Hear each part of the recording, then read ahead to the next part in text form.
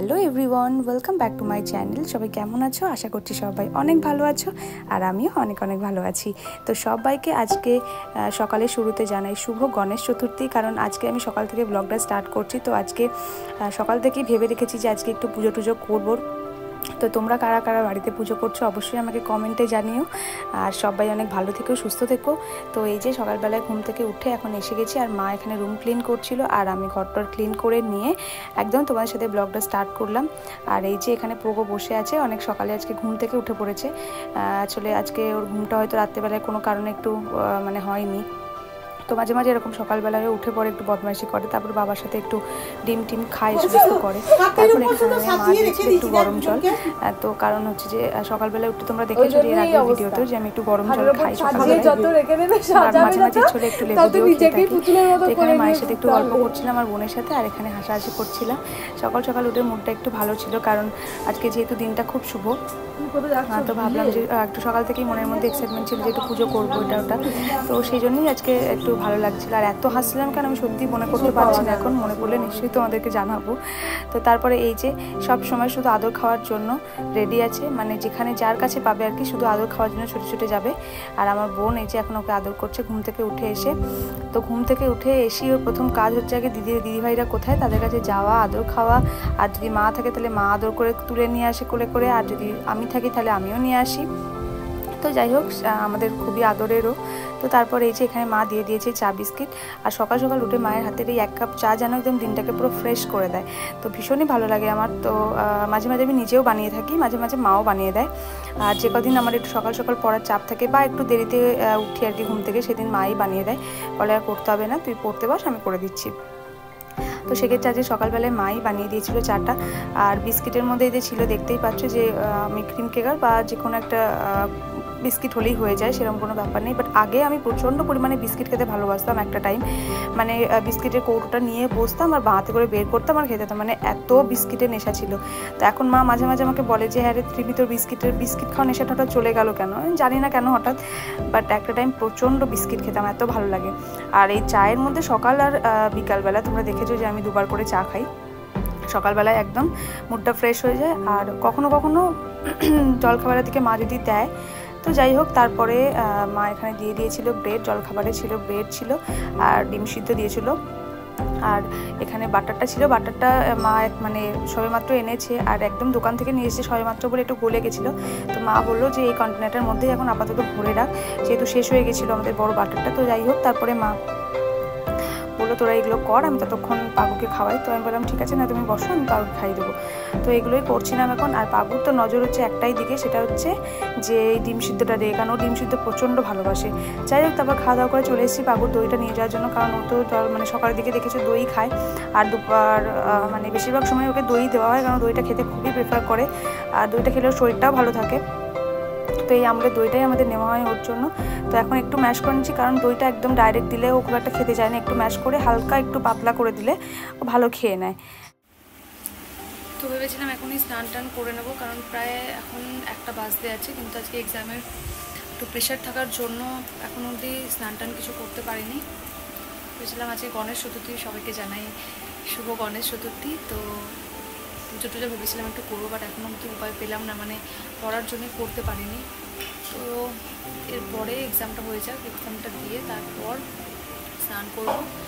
তো তারপরে সন্ধ্যাবেলায় একটু পুজো টুজো করবো, ইচ্ছা আছে। তো চলো, দেখা হচ্ছে পরে। ভাবলাম তোমাদেরকে বাইরের ওয়েদারটা একবার দেখাই। তো বাইরের ওয়েদারটা আজকে দেখো, কন্টিনিউ বৃষ্টি হয়ে যাচ্ছে বাইরে। তোমরা হয়তো বুঝতে পারছো না ভিডিওর মধ্যে, কিন্তু কন্টিনিউ বৃষ্টি হয়ে যাচ্ছিলো। এই যে সামনেটা দেখছো পুরো ভিজিয়ে গেছে।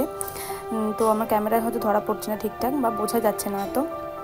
তো কন্টিনিউ বৃষ্টি পড়ে যাচ্ছে। তো তারপরে এই যে মা এখানে দুপুরবেলায় দিয়ে দিয়েছিলো খাবার। তো এখানে ছিল বেগুন ভাজা, পটল ভাজা, একটু আলু সিদ্ধ, আর তার সাথে ছিল হচ্ছে ডিমের কারি আর ডাল। তো এই আজকে মায়ের দুপুরবেলায় মা বানিয়েছিল। তো যাই হোক, খাওয়া দাওয়া করে নিলাম। তারপর একদম এই যে বিকালবেলায় দেখছো একদম স্নান টান করে এসেই প্রথম কাজে মানে ছিল হচ্ছে যে পুজোটা করা। তো তারপর এই যে এখানে গণেশ ঠাকুরটাকে বের করে নিয়েছি সুন্দর করে। তো তারপর এখানে একটু ছোট্ট আসন পেতে তাকে বসিয়ে নিয়েছি। তো এবার পুজোটা করে নিই, চলো তারপর আবার আসছি।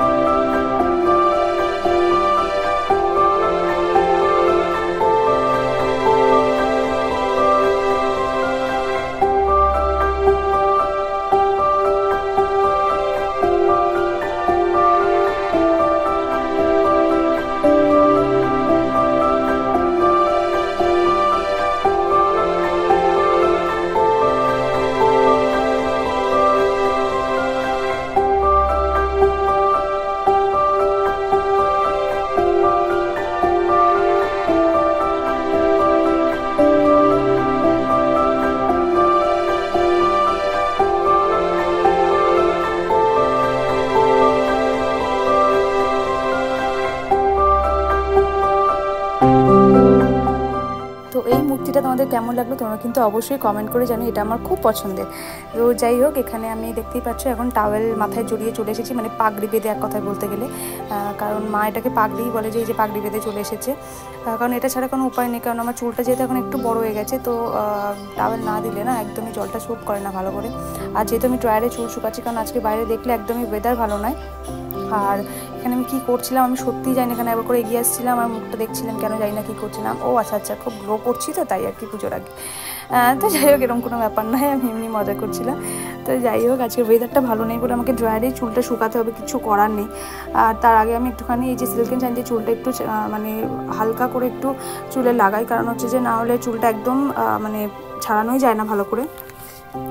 তো যাই হোক, এরপরে একটু ভালো করে ড্রায়ার নিতে হবে, কারণ আমার প্রচণ্ড পরিমাণে ঠান্ডা লেগে যাওয়ার একটা ধাত আছে, মানে এই চুলে জল বসে যায় আর কি, যে আর একটু বড় হয়ে গেলে তো আরোই সমস্যা হয়ে যায়।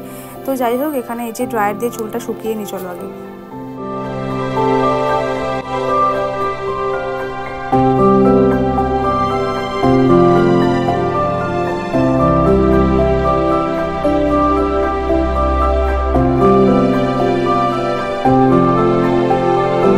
চুলটা শুকাবো কি, মানে মাথার এত গরম হয়ে গেছে, মাথার ভিতরটা মানে পুরো মনে হচ্ছিল যে আমার এই মানে স্কালটা পুরোপুরি আর কি এবার পুড়ে যাবে আর কি, মানে এরকমই গরম হয়ে গেছে আর কি।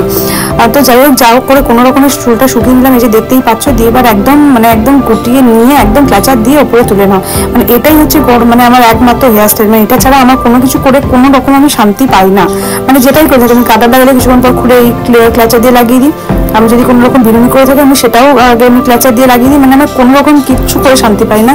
আমার একটাতেই শান্তি, সেটা হচ্ছে দুটো ক্লাচার দিয়ে লাগিয়ে দাও, তবে আমার শান্তি। আর এই গোটা গায়ে চুল শুকাতে গিয়ে মানে চারিদিকে চুল গায়ের মধ্যে পড়ে আছে, আর একবার এদিকে অস্বস্তি হবে, এদিকে অস্বস্তিতে ভালো করে ছেড়ে নিলাম আগে।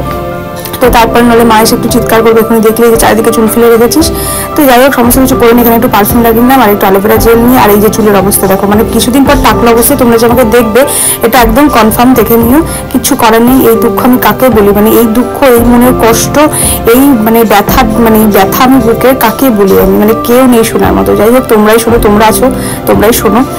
তো যাই হোক, তারপর এই যে এখানে চলে এসেছি ফ্রাইং প্যানের রাত্রিবেলায় একদম খাবার দাবারের ব্যবস্থা নিয়ে, কারণ মা এখানে বললো যে আমাদের একটু ডিম ভেজে দে। আর এই যে একটা ভয়ানক কাজ মা আমাকে দিয়েছে, এই যে পেঁয়াজ, তো পেঁয়াজ কাটতে গিয়ে আজকে অবস্থা খারাপ হয়ে গেছে, মানে পেঁয়াজ দিয়ে উল্টে কাটতেই পারিনি, এত বড় বড় কেটেছিলাম। মা তো মানে ডিম ভাজা, মানে কি বলবো, ডিমের অমলেট দেখে বলছে বাবা এটা পুরো পিজা বানিয়ে ফেলেছিস, মানে এত বড় বড় পেঁয়াজ কেটেছিস আর কি।